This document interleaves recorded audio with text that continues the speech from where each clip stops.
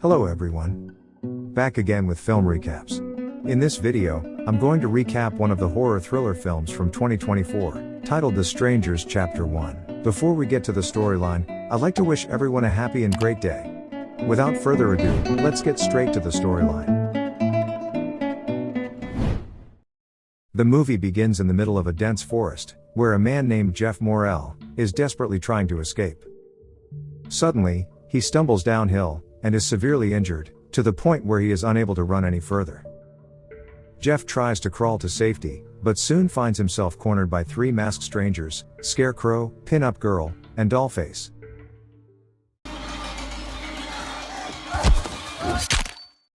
Scarecrow swings an axe and brutally ends Jeff's life. Following this, a disclaimer reveals that approximately 1.4 million violent crimes occur each year in America, which is about one every 26 seconds. The following story is one of the most brutal crimes ever encountered.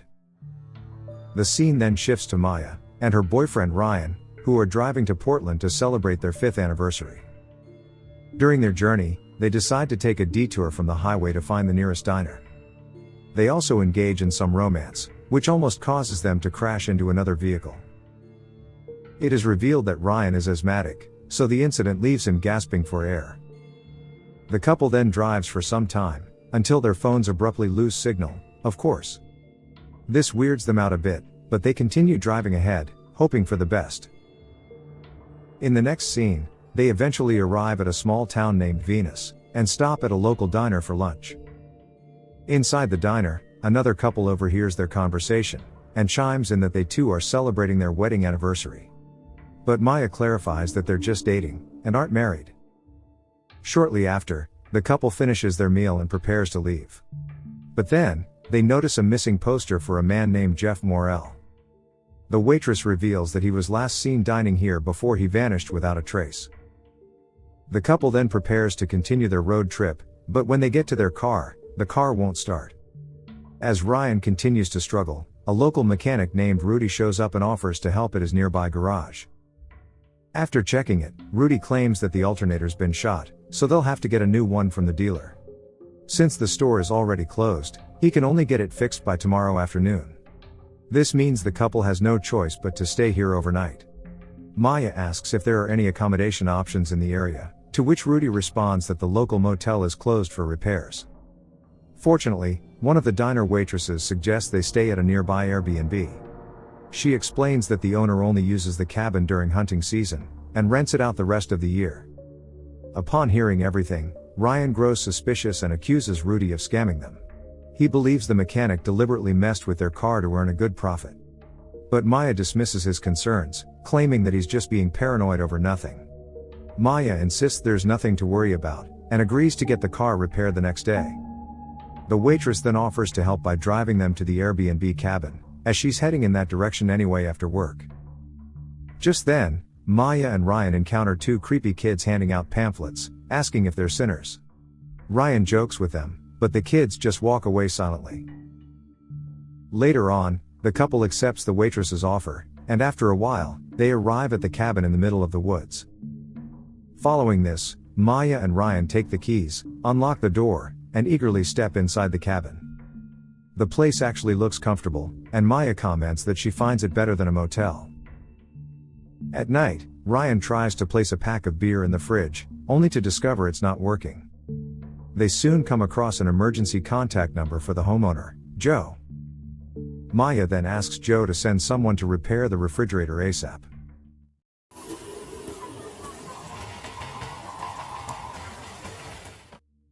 Later that night, the couple snuggles up and enjoys a quiet moment on the porch, before heading inside.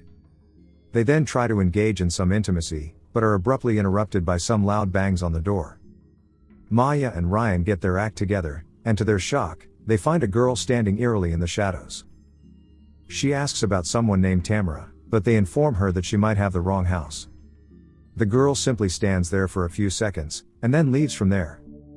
Ryan is unsettled by her presence, as they are literally in the middle of the woods, and the girl eventually disappeared into the night.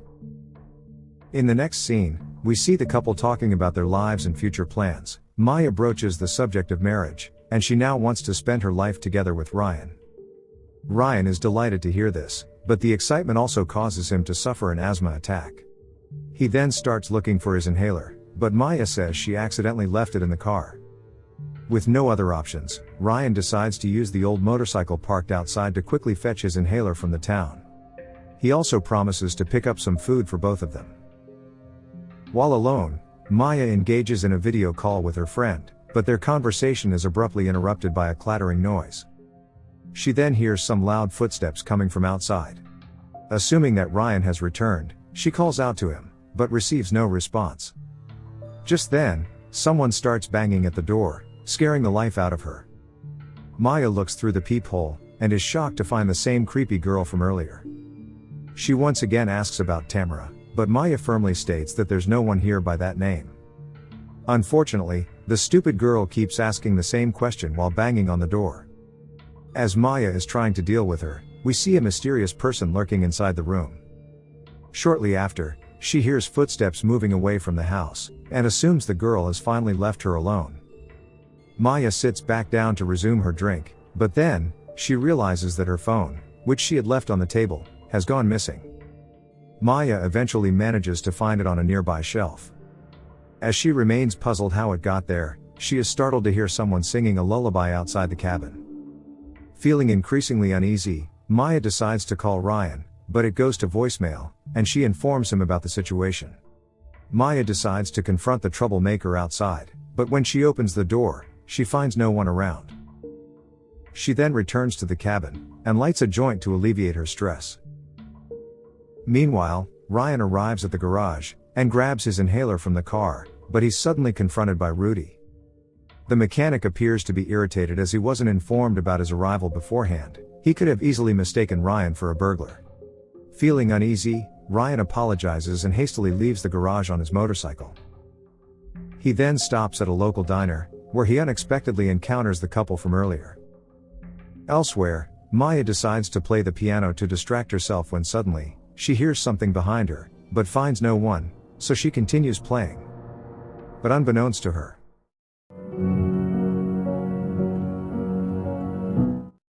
we see a creepy man wearing a scarecrow mask watching her, before he vanishes. Later, as Maya goes to take a shower, the scarecrow stalks her again. He quietly watches her, but then disappears out of sight in an instant. Afterward, the power suddenly goes out, and Maya is left alone in the already creepy cabin. She begins hearing strange noises from around the house, but doesn't actually see anyone as usual. Maya brushes it off, and searches for the fuse box. But this time, she unexpectedly encounters a figure wearing a doll face mask, so she hurries upstairs and locks herself in a storeroom. Maya anxiously listens to the footsteps approaching the room, and someone swings the nearby door open. She fears the worst, but it turns out to be just Ryan who has finally returned. And so, Maya quickly recounts everything that has happened, and Ryan goes to restore the power first. Once he does, he spots a painting in the room, and suspects Mia mistook it for a person. He believes that she was seeing things as she was under the influence of weed and alcohol. Just as she begins to calm down, they suddenly hear another knock at the door. Ryan, now clearly annoyed, opens the door and sees the girl watching them from a distance. He marches towards her without hesitation, but the girl swiftly runs away. Ryan warns her that he'll call the police next time she returns. Following this, the couple finally sits down to enjoy their meal. Maya finds it amusing to see how messy Ryan eats. But then, they notice a thin trickle of blood fall onto their table, and to their horror, they discover a dead chicken hanging above them. Terrified, they quickly lock all the windows and doors, just as someone hits the door with an axe, narrowly missing Maya. The terrified couple immediately runs upstairs and hides in a room, which they barricade with a table. It turns out to be Scarecrow, who manages to break through the door. Shortly after, his friends, Dollface appears from upstairs, and Pin-Up Girl plays the piano. While the latter two snoop around the house, Scarecrow goes upstairs, and breaks open the door where the couple are hiding. However, Scarecrow merely gives them a good look before leaving. After the strangers finally depart, the couple slowly heads downstairs. Ryan discovers his phone shattered with a smiley face on it, while Maya can't find hers. They decide to quickly escape on the bike, but it violently explodes right before their eyes. With no other option, they rush back inside the cabin in search of weapons for protection. Maya suddenly remembers that the homeowner is a hunter, and that there might be a rifle somewhere. But with Scarecrow and Pin-Up Girl still a threat outside, they need a plan to safely get out. Maya then discovers a vent that allows them to exit through a crawl space beneath the house. The couple proceeds cautiously, trying not to make any noise, as the killer strangers are right above them. They continue to crawl in the dark, until Maya accidentally lands her hand right on a stray nail. She lets out a little scream, but Ryan quickly reminds her to remain silent. Meanwhile, Pin-Up Girl hears the shriek, and cautiously searches the area with a knife in hand. Fortunately, she doesn't take action and simply goes back to doing what she was. Ryan then plucks the nail out of his girlfriend's hand, and tears his cloth to bandage it. Following this, the couple eventually comes out from under the cabin, and races towards the shed nearby. But Ryan trips down, and accidentally drops his inhaler in the process. The two then reach the shed, which is completely dark and without any electricity. Maya brings out her lighter, but as soon as she lights it, we see Pin-Up Girl lurking in the shadows. The oblivious couple begins searching for weapons, and eventually find an axe. Ryan then hands it to Maya, and heads upstairs in search of a gun. But then all of a sudden, Pin-Up Girl confronts Maya, and Scarecrow suddenly breaks through the window and attacks her. But Ryan manages to locate a shotgun and fires a warning shot. This forces the assailants to flee, giving the couple a chance to escape the shed. They then cautiously move towards the cabin, but soon begin hearing noises from the porch.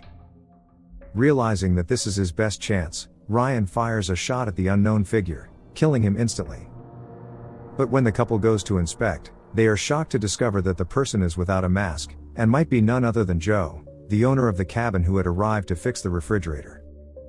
Although devastated, they notice the owner's car keys and his car parked nearby, which can finally help them escape. They discover a phone as well, but just as Maya tries to call the cops, Pin-Up Girl smashes the car's window with a brick. The couple hurriedly tries to speed away, but Scarecrow arrives in his truck, and repeatedly rams into their vehicle. This causes them to get stuck in between the truck and a large tree. Maya somehow manages to escape through a broken window, but Ryan's leg gets stuck, so he selflessly orders Maya to flee while she can. Moments later, the assailant suddenly lunges from the front, but Ryan manages to fend him off with a shot. He then carefully frees his leg from the damaged car, and breaks the windshield. Despite being in an injured state, he sets out to find Maya with the shotgun in hand. Meanwhile, Maya flees through the forest, with Dollface following closely behind her. Maya eventually arrives near an abandoned wall, and hides herself among the tree leaves. The psychopath soon arrives, and looks directly towards the pile of decaying tree leaves. Fortunately, she doesn't notice our heroine's presence, and simply walks away. Taking advantage of this opportunity, Maya calls 911, but the weak signal only allows her to give out the address of the cabin. But then, she comes across a horrific sight, a decomposing corpse only a few inches next to her. This freaks Maya out, and she tries to flee. But then suddenly,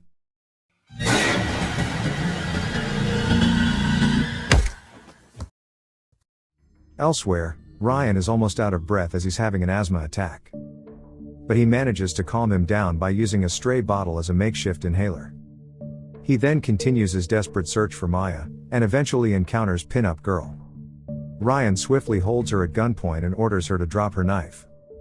He demands to know where Maya is, but the woman taunts him and starts laughing maniacally. Just when Ryan's about to end her life, Scarecrow shows up and knocks him to the ground.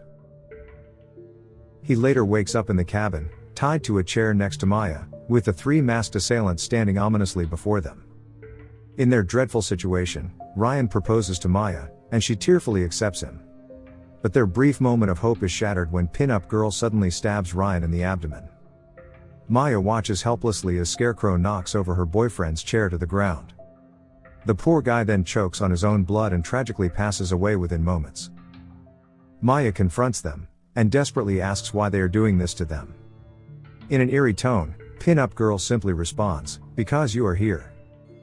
Scarecrow then fatally stabs Maya, and knocks over her chair as well, leaving her for dead. Just then, the killers hear the police sirens in the distance. This forces them to abandon their project, and speed away in their vehicle. In the final scene, it is revealed that Maya has miraculously survived. She's currently at the hospital, undergoing treatment for her injuries. But just as the movie comes to an end.